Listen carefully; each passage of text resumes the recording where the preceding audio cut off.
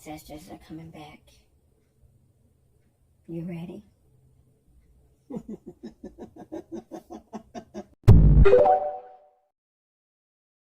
Get these gems. Respectful. Like the energy in here is just not right. So I want you to focus on one key thing. This is the ground plans of the Louisiana Purchase Explosion, St. Louis, Missouri, 1904. Keyword 1904. Now first, look at that. You see how the south is up north and the north is down south, and the west is east and the east is west. So you see how they flipped already? They didn't flip the compass. So now everybody's direction is off whenever they're looking for something particularly, or whenever they're trying to see where something is or what something is. So key word that I want people to see here, because north ain't south and south ain't north and east ain't west and west ain't east. Little do people know, so they kind of got your brains a little going now. I want you to notice there were a lot of things that were over here. The ground plans, it says 1904, right? So Morocco wasn't even founded until 1952. So what is this? You sure this ain't the ancient Jerusalem and ancient Morocco right over here next to Illinois? California was right over here, Temple Inn, you see Japan, right? You see a bunch of little places. Hold on, you see Great Britain. Yes, this is on this land. You see Sweden, you see Cuba, you see China, you see Belgium, yep, Austria. All of these places were over here. All of these places, Italy, all of these places were over here, right on this land specifically, right? And this little thing that you see right here, you see how they got it, a sky view? This is a sky view. This is this that I was just showing you. This is what this looked like from an east to west view. This is what that looked like, baby. When they got over here, that's what they saw, baby. They know what they saw, baby. Greatness. Come on, Morris, stand up. They know what they saw, baby. Greatness. You think we ain't had this whole land on lock? Come on, man. Come on, man. Slaves ain't built no White House, we did. We built all this. Morris did, baby. Ancient Morocco. Now, I'm gonna go back to this, because remember, if the new Morocco was founded in 1952, then them must have been the people that purchased this land and took the Jerusalem from over here and threw it over there. They took Morocco from over here and threw it over there, because we can find letters from George Washington writing to the Sultan of Morocco.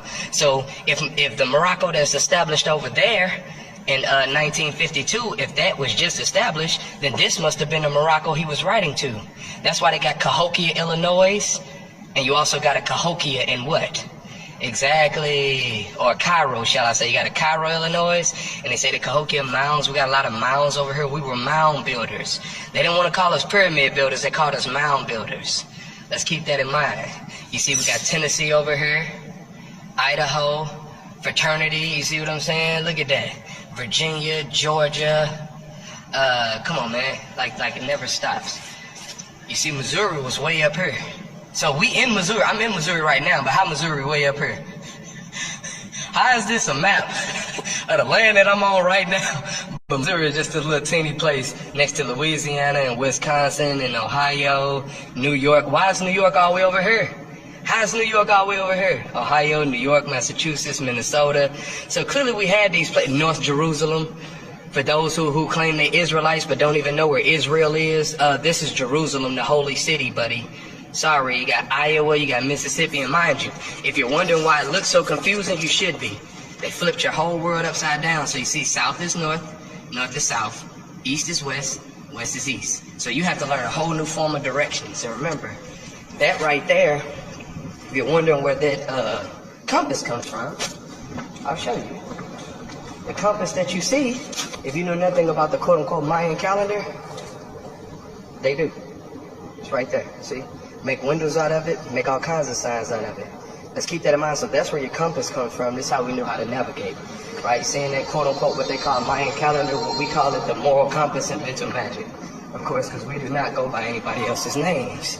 Yeah, they said that we would never rise again, so hey, I just wanted to show y'all one more time so you can see just how deep this was and how good this particular land itself is.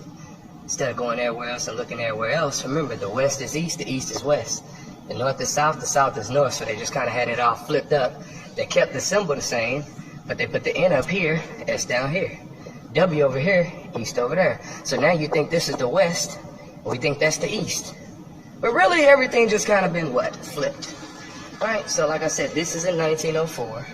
just so you can see the date, see we're not joking, that's in 1904. Now, if the new Morocco was established in 1925, March 2nd, I think, no, 1952, March 2nd, then who is that? Who is that little? You see they got the little pyramids within there. Who is that specifically? See Jerusalem, who is that? You see a lot of these different, they say Mexican restaurant, who is that?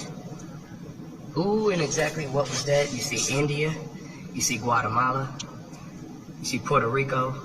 Long before it was divided and separated into corporations and just made corporate states and corporate nations more. So going back to the actual natural nations, you see Cuba, once again up in there, you see Italy.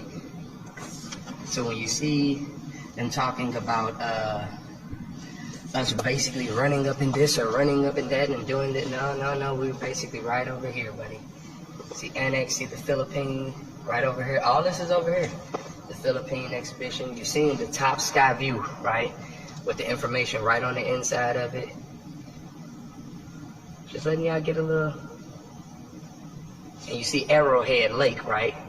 Arrowhead Lake. You know we got Arrowhead Stadium in Kansas City, Missouri. Keep that in mind. I don't know if they got.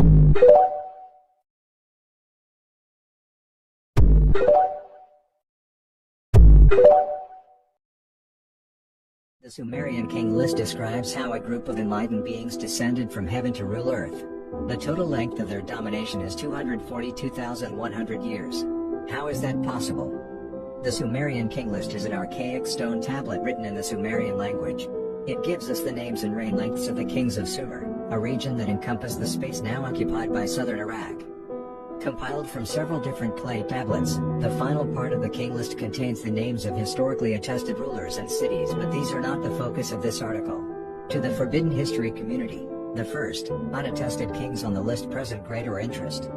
Also known as antediluvian rulers, the first 8 kings in the list totaled a reign of 242,100 years, in a mythical period before the Great Flood swept the area. Mainstream scholars dismiss the existence of these lords and their impossibly long reigns, citing the fact that no archaeological discoveries support the unusual claims made by the stone tablets. Yet the cuneiform words are there. After the kingship descended from heaven, the kingship was in Eredug. In Eredug, Al-Ulim became king. He ruled for 28,800 years. After the first heavenly king's tenure ended, the scepter fell into the hands of Alongar, who ruled for 36,000 years. After him, it was Enmenluana's turn to sit on the throne for a whopping 43,200 years. The next 5 kings all held office for very long periods of time, the shortest of which lasted only 18,600 years. The coming of the Great Flood, considered by some a global catastrophe, put an end to the reign of the mythical kings. After the flood had swept over, and the kingship had descended from heaven, the kingship was in Kish. Kish was an ancient city in Sumer, home of the first historically documented Sumerian dynasty. The kings in this dynasty had shorter reigns than the ones before them, but they still extended way beyond the expected lifespan of a human being in those days. The shortest reign belonged to Zamug, the son of Barsalnuna, who remained in power for 140 years. For a long time, historians agreed these impossible timelines were the result of fiction, their reigns and deeds being hyperbolized to increase the significance of the ancient Sumerians in the eyes of neighboring peoples. By documenting their extremely old history, they could stake a legitimate claim to rule the land. But most historians dismiss the existence of the Anunnaki, the children of Anu. They too came down from heaven to fulfill their own agenda on Earth. These beings had mastered space travel, and although it is said they came here from the 12th planet, Nibiru, their place of origin might as well have been somewhere else in the galaxy. We don't know for sure how man came to be on this planet. Perhaps he is the product of evolution and natural selection.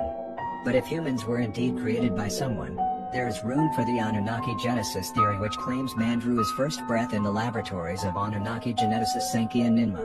If these beings were able to manipulate and transform Homo erectus into rational, intelligent humans, it goes without saying they were able to prolong their own lives. This could mean the longevity of the reigns on the Sumerian king list could be interpreted as a reality rather than a metaphor.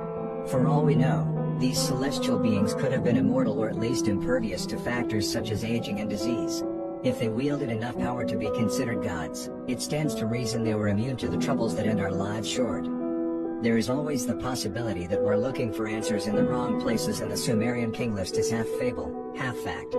But amid this controversial topic, one thing is certain, our planet's history sure is strange. Tesla has been reincarnated. This Zimbabwean inventor has come back from the dead. He built a machine that utilizes the ether to generate electricity, just like Tesla. The energy formed is called microsonic energy and is generated inside a substation, which then powers 300 homes. We are aligning with the radio frequency. Behind this radio frequency converted into pure energy that is useful. It is called a microsonic energy device. A microsonic energy device, it is the generator in this machine. For people who are not familiar with this, half a megawatt, how much will that power in terms of a house or a community or what? We're talking of about 300 standard households, yeah, that you can power with one machine. So there's no oil burning, there's no fires going on or anything, so where's the energy coming from? Well, anything is straight away from the natural energy that God has just put in the in our on our head. Yeah, the radio frequency. Nothing unusual, but the main point is that a meter away there's no frequencies being transmitted from a microwave tower next to the park we're standing in. So you were asking where the energy came from. You mentioned the other day the sun, but it's not like solar energy. No, right? it's not. We're not using solar energy because this one is not even affected with clouds, light, and things like that. Hey, stop hiding prostitution. And I don't date broke guys. Eh? State your price. We are willing to pay, Sissy. You're not my type. State your price.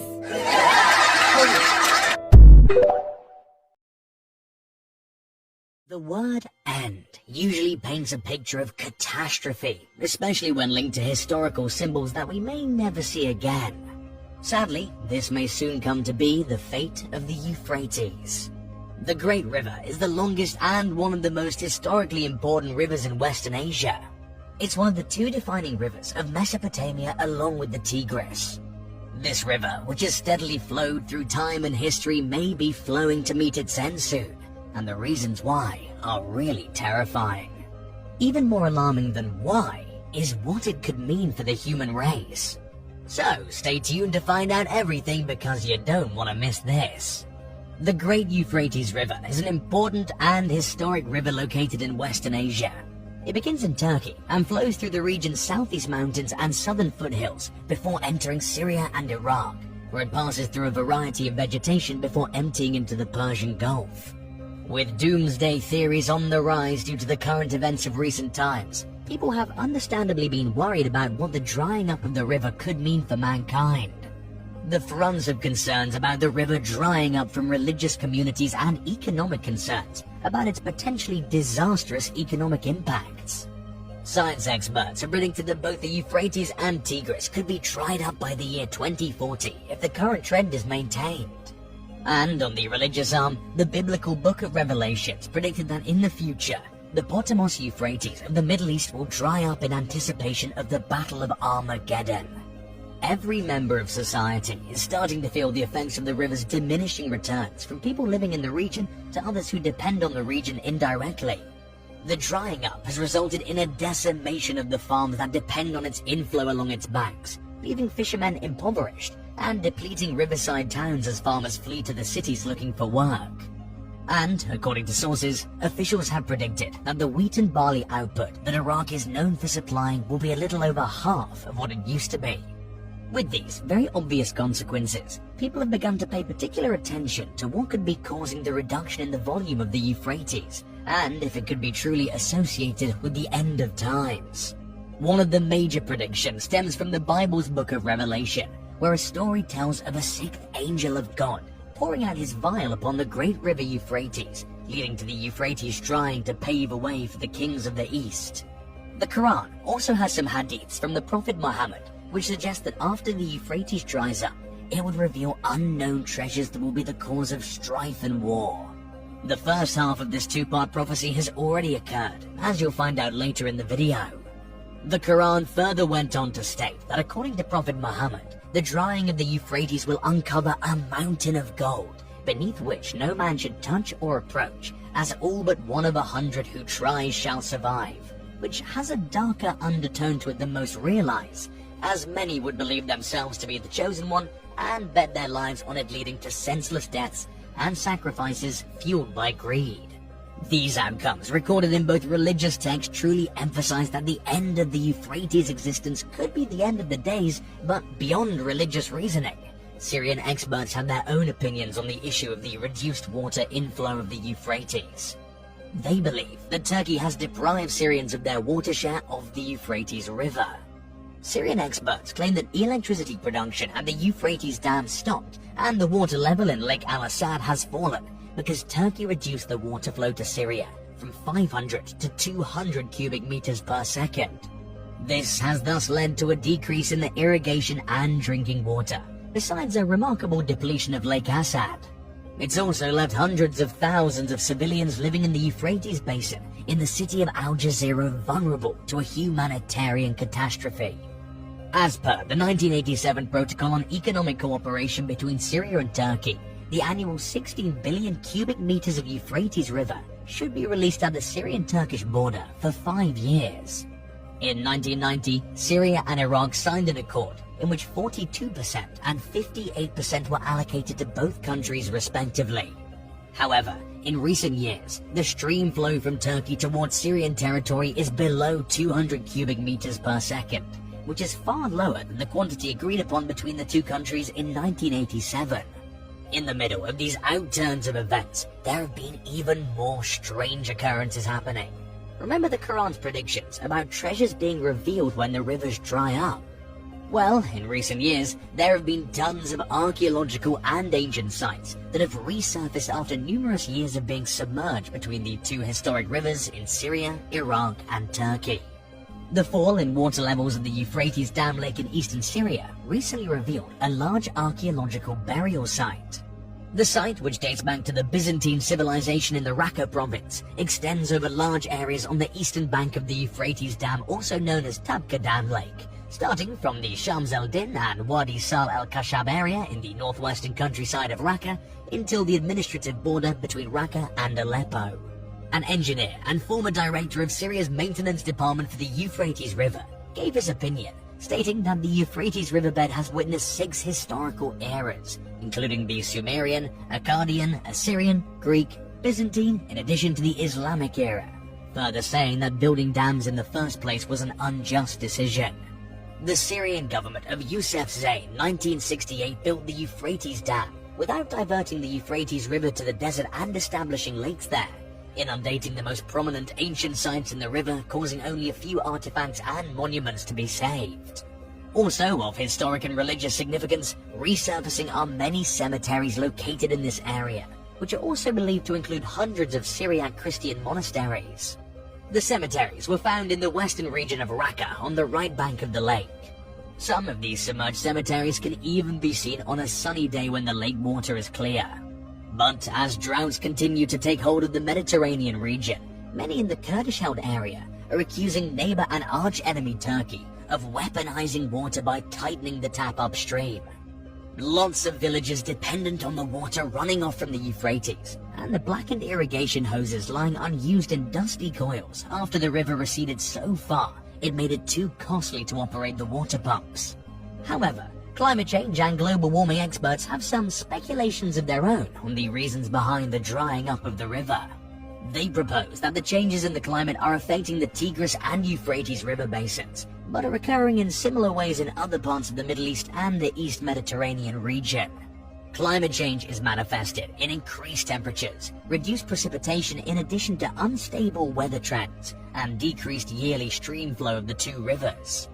These phenomena have been markedly noticed during the recent decades of the last century. Studies show that these changes are linked to the variations of North Atlantic pressure oscillation caused by global climate change. Modeling studies on future trends in trying to define the extent of the changes to be anticipated clearly reveal that these negative impacts are continuous in the future. But the widely ranging projections and interpretations of different sources indicate the need for further modeling studies to reach more definitive conclusions on the uncertain future of the river's climatic conditions. These studies have, however, shown a drastic decline of the Euphrates and Tigris water resources at the end of this century by something between 30 to 70%, as compared to their resources in the last 3 decades of the previous century. The wide variations in the projections emphasize the need for further future work on this matter. Regardless of whose claims are right, there are sure to be catastrophic consequences if the river dries up and there's a cause for alarm among all responsible. The governments in the region may need to make some long-range plans for better water resource management so they can mitigate the adverse impacts that could fall on human societies due to these events. And while we don't yet know for sure what the doomsday future consequences of the river drying up may be, the present days are certainly giving terrifying indications. So, tell us in the comments below, what are your insights on the crisis? If you've enjoyed this video, don't forget to hit like and share it with your friends. Make sure you subscribe to the channel for more, and click the bell icon so you can get notified whenever a new video drops.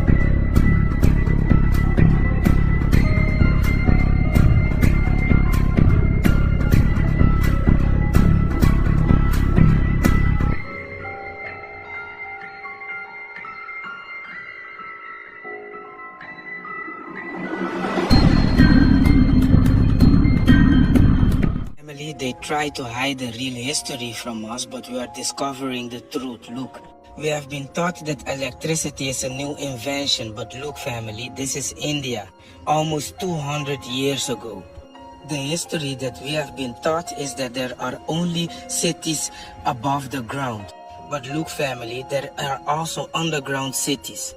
Again, huge underground cities. The history used to be controlled by a few, and now controlled by many. You see this family? This is a picture that is almost 200 years old. Look at how the buildings are. Look at all the details. When you Google 100 years old city, you will find these kind of houses, wooden houses, wooden houses. Look again, wooden houses, everywhere wooden. And now that the history is in our own hands, we find these kind of pictures. And look family, this is a 1,000 years old city that has just rised out of the ocean. This piece of family, you see this old picture with all the mud covering this house? It's evidence of a great mud flood that happened. Family, you see this building? Look how little is above the ground. And look how much is beneath the ground. All because of the mud flood. Nowadays, people are digging and finding a whole new section beneath the ground. Look at this family. Here is where the mud flood ended. But it still goes deeper family. And look family, there is a big chance that the city that you are living in right now is built upon another huge city. Look, look, look. Family, don't forget that in 2022, 1/3 of Pakistan went under because of the mud flood. Look, look again. And here is where it started to become hard and mud. The mud flood ended a whole civilization that called Tartaria. And this is how everything looked. And this is how high the mud flood was. So right now we are only seeing the top part of Tartaria. They've been telling us since 1950. It is like all forms of government, Somebody must rule. and I don't like the word rule. Well, if we don't like the word rule, let's call it leadership. Leadership in government is political power, and political power is an official form of antagonizing the people. What magazine did you say he edits? A commentary on current events. Pardon me. But, my dear young man, politics are necessary. Politics are rules imposed upon the people. In this country, rules are not imposed. They are the wish of all free citizens. Travel around a bit, then you'll see how free they are. Yes, but you didn't let me finish. They have every man in a straitjacket, and without a passport, he can't move a toe. But if you'll allow me to... In a free world, they violate the natural rights of every citizen. But you don't let me finish. They have become the weapons of political despots. Yes, but may And I... if you don't think as they think, you're deprived of your passport. Will you allow me To leave a country is like breaking out of jail. Yes, And but- to enter a country is like going through the eye of a needle. But Am we- I free to travel? Of course you're free to travel. Only with a passport. Will you allow me to say something? Only with a passport. Do animals need passports? Have you finished? It's in Congress that in this atomic age of speed, we are shut in and shut out by passports. If you'll shut up and let somebody else talk... And free speech, does that exist? No, you've got it all. And free enterprise. We were talking of passports. Today it's all monopoly. All right. Now will you... Can I allow go me- into the automobile business and compete with the Auto Trust? If I can get in a word... Not a chance. Can I go into the grocery business and compete with the chain stores? Will you shut up? Not a chance. I'm gonna try to stay extremely mild with this topic because it is so deep. It can take forever. Okay? So, as you can see, this topic is a very hot topic on social media. And I'm gonna get on it because I'm gonna break a few things down that people are not talking about. Now, Russia's real name is Tartaria. And the reason why is because Russia is on the lands of the Tartaria civilization. When they invaded Tartaria, they ended up calling it Russia after the invasion. Now, who is the Tartarians? They are the Titans. Who is the Titans? Every black and brown person you see globally. They are the primordial beings, the Netta. Now, as you can see, Russia just opened up their cellar that had books of black people. As you can see, they're behind closed doors worshiping who? You. While they got you looking outside of yourself, worshiping some white man. Y'all need to understand, this is bigger than what you think. Russia is sitting on tons of knowledge, tons of books that comes from the Tartarian civilization, which is our ancient civilization. Everybody that you see in these books is all black. You don't see a blue-eyed person in sight. See, they know who you are.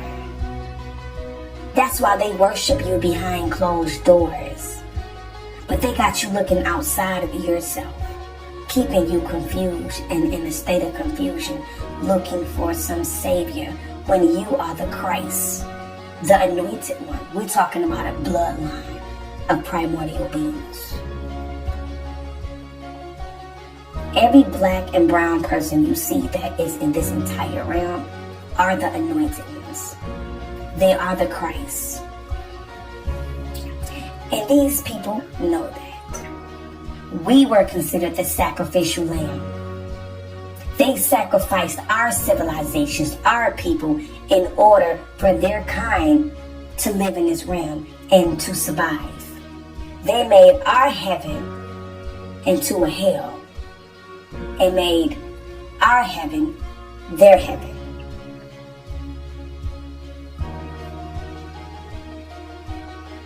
We was the ones, the Christ, that they had to sacrifice. Who do you think they hung on trees? In the Old Testament, it tells you that they were hung on trees. It wasn't a cross, it was a tree. But in the New Testament, they say that it was a cross. It was your ancestors who died on a tree that they call the cross, that they hung on the cross, hung on the trees. Our people was the sacrificial lamb because they had to sacrifice us in order for them to survive in our realm.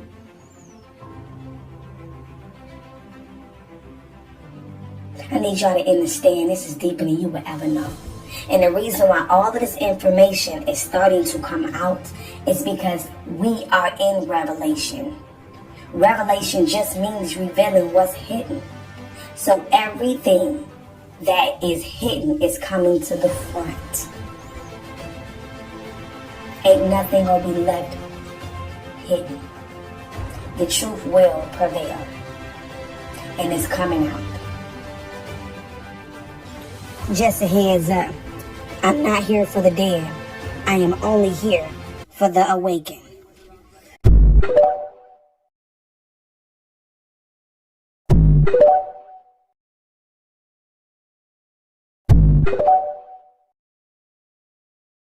Beam Project marks the beginning of total population control.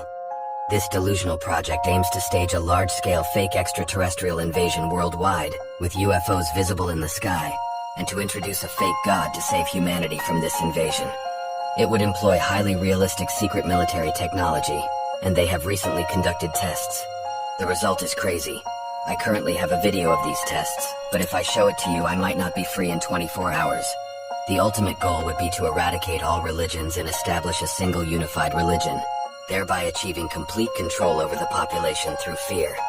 This project, combined with the HARP project, would enable the manifestation of a religious figure capable of causing earthquakes, storms, and natural disasters, to more strongly modify the belief systems of the masses. Remember in Spider-Man Far From Home when they used holograms to portray Asterio as a hero? Now recall this phrase. In the movie, we'll tell them the truth, and in reality, we'll lie to them. Tell me what you think about it, and remember that if aliens ever invade us, don't believe it. Church seems to be hiding a time machine.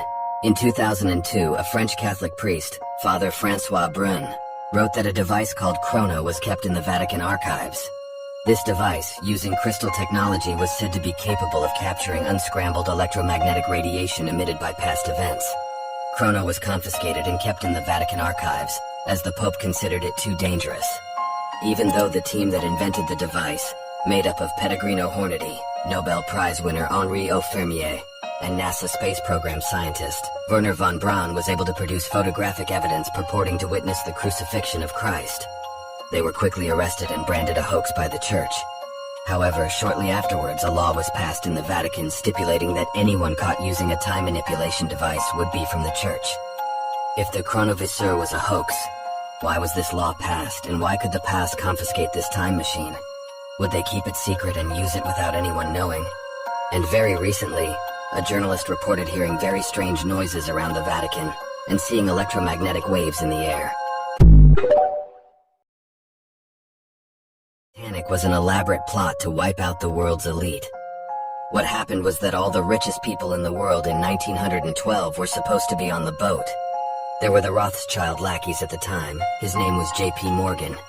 There was also another guy who was on that boat. His name was Mr. He was the richest man in America at the time. He owned 40 of all the mortgages in America and in his home country. This guy is a gangster. I'm not saying he's a good guy, but in fact this guy was getting in the way of the Federal Reserve. The Rothschilds wanted to create a central bank, but they couldn't remove someone of this importance. We know this guy was too important to kill. Can't kill him, so what they did that they made a big deal. Everybody got on the boat, and in the last few seconds all the Rothschilds got off the boat like just before takeoff. The boat sank, the richest guy in America died on the boat. All the politicians he was bribing, all that money evaporated. So they're on the side of the Rothschilds.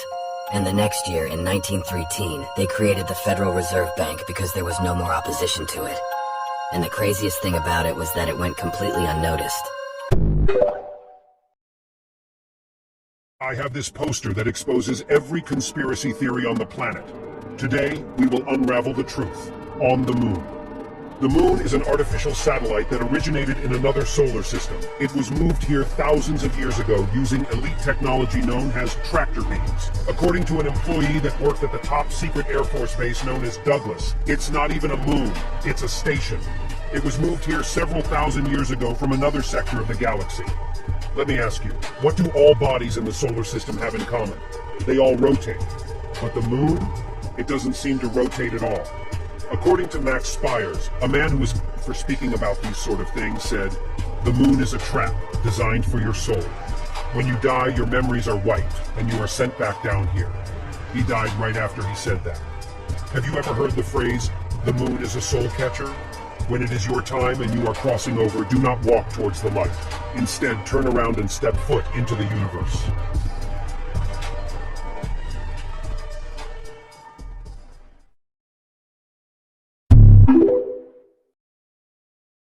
Antarctica. Under the ice is where the action is. I was contacted by a special operations guy. He gave me his entire experience in one of the cities of the giants beneath the ice that are basically dictating to the rulers on Earth and getting us set up for a one-world government. The first Secretary of Defense was murdered when he wanted to come forth and tell America and the American people what was really going on. The true history of the world is covered over and covered up.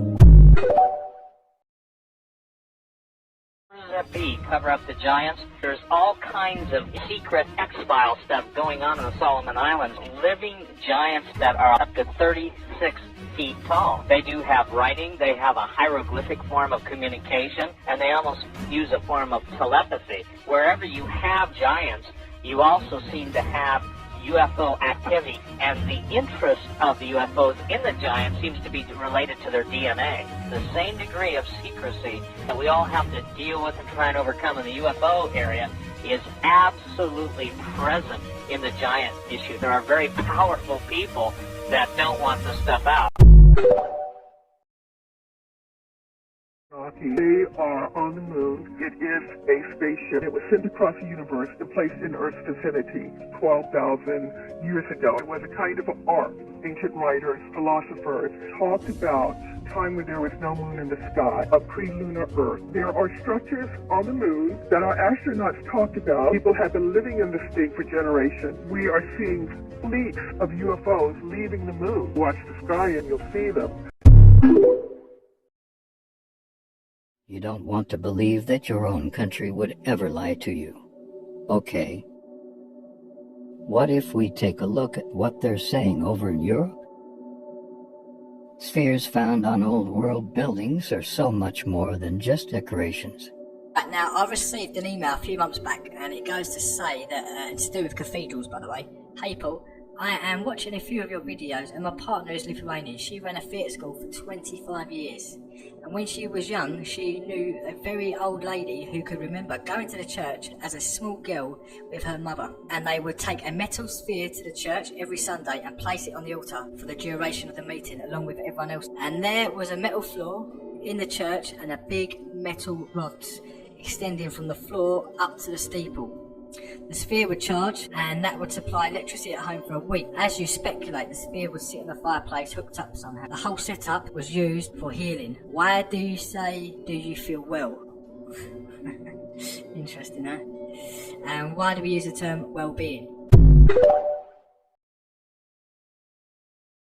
Just in Africa is just castles everywhere, large towers, steeples, and they seem to all have a very connected canal system.